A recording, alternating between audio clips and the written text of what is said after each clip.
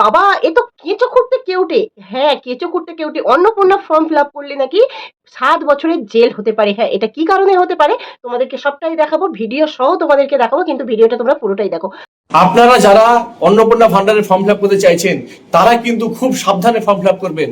এবং কেন সাবধানে ফর্ম ফিল আপ করবেন এবং এত সাবধানতার কারণ কি, সবটাই কিন্তু আমি খুব সংক্ষিপ্তভাবে এই ভিডিওর মাধ্যমে বলছি। সেটা হলো যে আপনারা কিন্তু অলরেডি জেনে গেছেন যে এই ফর্মে কিন্তু 12 পাতার ফর্ম ফিল আপ কিন্তু করতে হবে। কিছু কিছু ফর্ম বিলি শুরু হয়েছে এবং আগামী 1 তারিখ থেকে কিন্তু অনলাইন ফর্ম ফিল আপের কাজ শুরু হবে। তার আগেই আপনাদেরকে আইনের এই পদ্ধতিটা কিন্তু জানতে হবে, তা না হলে কিন্তু আপনারা কিন্তু শেষে কিন্তু ফেসে যাবেন সকলেই। প্রথম কথাই হলো যে আপনার এই ফর্মে যে ডেটাগুলো চেয়েছে বা যে তথ্যগুলো চেয়েছে, আপনার তথ্য, আপনার পরিবারের যে প্রধান তার তথ্য, আপনার পরিবারে যে সদস্যরা আছে তাদের তথ্য, সবই কিন্তু চেয়েছে।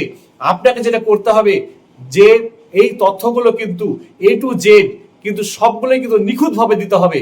অর্থাৎ আপনার নামে যদি 4টে ব্যাংক অ্যাকাউন্ট থাকে, 4টেকেই কিন্তু লিখতে হবে। অর্থাৎ আপনি যে মনে করবেন যে আমি মানে দুটো লিখবো আর দুটো লিখবো না, তা করলে কিন্তু হবে না। বা আপনার নামে যে জমিগুলো আছে, যে বাড়িগুলো আছে, সমস্ত তথ্য কিন্তু দিতে হবে। আপনি যে মনে করলেন যে আমি হয়তো টাকা পাবো না বলে আমি দুটো বাড়ি আছে, একটা বাড়ি দেখালাম আর একটা বাড়ি দেখালাম না, কি 4টে সম্পত্তি আছে, একটা দেখালাম আর 3টে দেখালাম না, দেখুন এগুলো কিন্তু আপনি কোনো মতেই করবেন না। এগুলো আপনার ক্ষেত্রেও করবেন না, আপনার পরিবারের প্রধানদের ক্ষেত্রেও করবেন না, বা আপনার যে পরিবারের সদস্য আছে তাদের ক্ষেত্রেও করবেন না।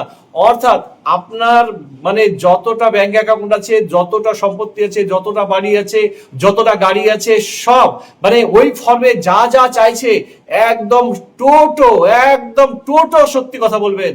কোন রকম কোনো তথ্য গোপন করবেন না।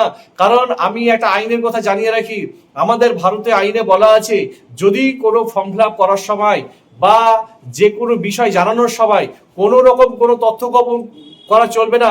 যদি কেউ তথ্য গোপন করে বা ইচ্ছাকৃতভাবে তথ্যকে অ্যাভয়েড করে যায় বা এড়িয়ে চলে, তাহলে বলা হচ্ছে যে তার বিরুদ্ধে আপনার মানে কি যে ভারতীয় আইন অনুযায়ী চিটিং মামলা হবে, একদম চিটিং মামলা হবে।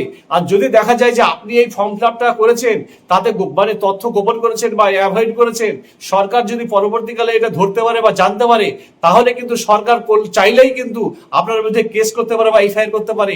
এবং কেস বা এফআইআর যদি হয়, তো জেনে রাখবেন যে সেই চিটিং এর যে ধারা, সেই ধারা অনুযায়ী কিন্তু আপনার কিন্তু 7 বছর পর্যন্ত কিন্তু জেল হতে পারে। তাই বলছি আপনারা ফর্ম ফিল আপ করার সময় যেগুলো যা যা আপনার পরিবারের সঠিক তথ্য আছে, সমস্ত সঠিক তথ্যগুলোই আপনারা দেবেন। তারপরে যদি সরকারের মনে হয় যে আপনি পাওয়ার যোগ্য তো পাবেন, আর যদি সরকারের মনে হয় যে না আপনি পাওয়ার যোগ্য নয় তাহলে পাবেন না।